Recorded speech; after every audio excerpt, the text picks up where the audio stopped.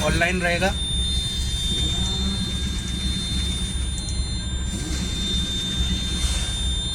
ठीक है, ये ध्यान रखना है, ये ऑनलाइन रहे सिस्टम। जब आप कनेक्ट करेंगे ऑनलाइन वाईफाई रहना चाहिए। ठीक है, कॉन्फ़िगर हो गया। गैस में जाना है, गैस कंट्रोलर में।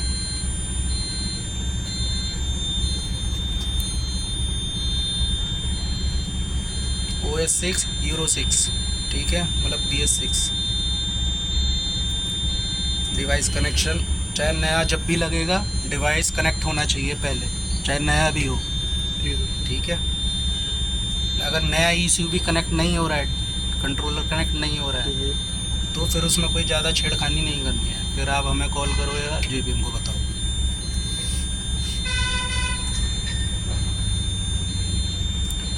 ये आएगा, इन ब्लॉक में कोई छेड़छाड़ कुछ नहीं करना है। अच्छा, जब आपको कुछ चेक करना हो, जब कंट्रोलर कनेक्ट हो जाए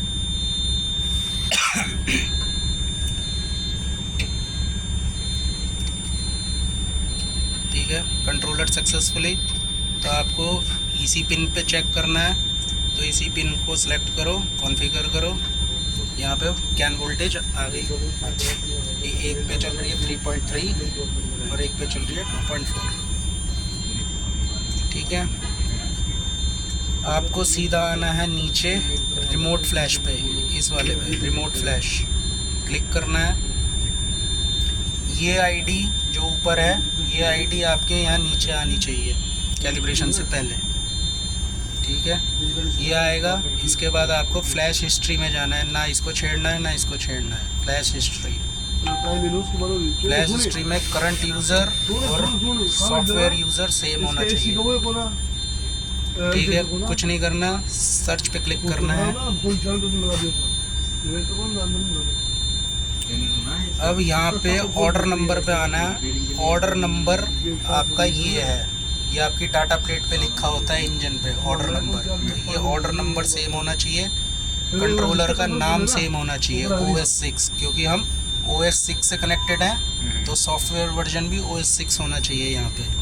ये 3 फाइल आई थी, एक मैंने यूज़ कर ली, 2 बाकी हैं, जैसे कमेंट्स में होता है फीट काउंट।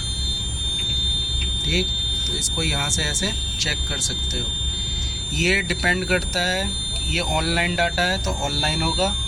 अगर फाइल कभी कभी ऑफलाइन डाटा भी आता है तो उसमें नेट की ज़रूरत नहीं पड़ती है। ठीक है, ये यहाँ से स्टेटस से पता लगता है। ठीक, जब ये चेक हो जाए तो आपको ये कॉपी करना है, क्लिक करना है, कॉपी करना है बस। SN नंबर, सीरियल नंबर, और कुछ नहीं करना है। कॉपी करने के बाद आपको फ्लैश डाटा में जाना है। यहाँ पे जो हमने कॉपी करा है उसको पेस्ट करना है, गेट डाटा करना है। पहले फाइल डाउनलोड होगी इसमें। ठीक है, यहाँ पे एक पॉपअप आएगा, गेट डाटा सक्सेसफुल। ठीक है, फिर एक विंडो खुलेगी, वो पूछेगा कितनी फाइल रिमेन है। तो जैसे अब 2 थी, तो जब वो रिमेन का पूछेगा मैं डालूंगा 1, क्योंकि एक तो हो गई, अब 1 बच गई। ठीक, तो जैसे पहले हमने जो पहले करा था तो उसने पूछा था रिमेन फाइल कितनी, मैंने डाली 2, तो 2 दिखा रहा है।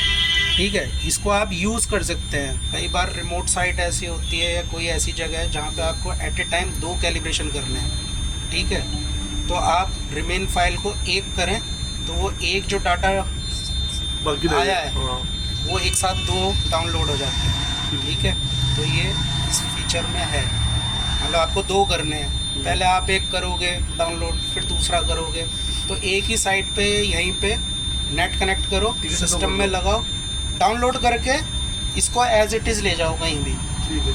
और आपका रूट पे है, रूट पे वो जो आपने डाउनलोड तो कर ही लिया, बस सीधा बस फ्लैश करना है। ठीक है, जब ये चीज़ आ जाए यहाँ पे आएगा गेट डाटा सक्सेसफुल, सीधा फ्लैश करना है। फिर जैसे जैसे वो चीज़ें इंस्ट्रक्शन देगा वैसे वैसे परफॉर्म करना है। ठीक है, जब इसमें यहाँ पे जब आप फ्लैश करेंगे, यहाँ फ्लैशिंग स्टार्ट होएगी, एक फ्लैशिंग मतलब डाउनलोडिंग स्टार्ट होएंगी। 7 बार प्रोसेस होता है, 6 प्रोसेस होंगे जल्दी जल्दी।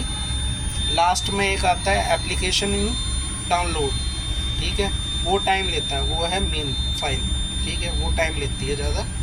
उसके होने के बाद थोड़ा पेशेंस रखना है, 3 पॉपअप खुलेंगे इसके बाद, ठीक है। पहला बोलेगा कि भाई वर्जन चेंज है, कि ECU दोबारा चेक कर लो, ओके ओके करना है। फिर लास्ट में ये बोलेगा कि flashing process is done, red line में आएगा, please discontinue the T15, 2 minute 3 minute जो भी आपको चाबी ऑफ करनी है, 2 मिनट 3 मिनट जो भी इसमें टाइम आया है। उसके बाद ऑन करना है। ऑन करते के साथ ही कुछ नहीं करना है, एक विंडो एक और खुलेगा लास्ट, उसमें पूछेगा विन नंबर, चाहे ये एक्चुअल वाला डाल दो, चाहे 17 बार 0 डाल दो। 17 नंबर का 17 डिजिट का है, चाहे एक्चुअल वाला डाल दो, चाहे 00 17 बार डाल दो, ओके कर दो।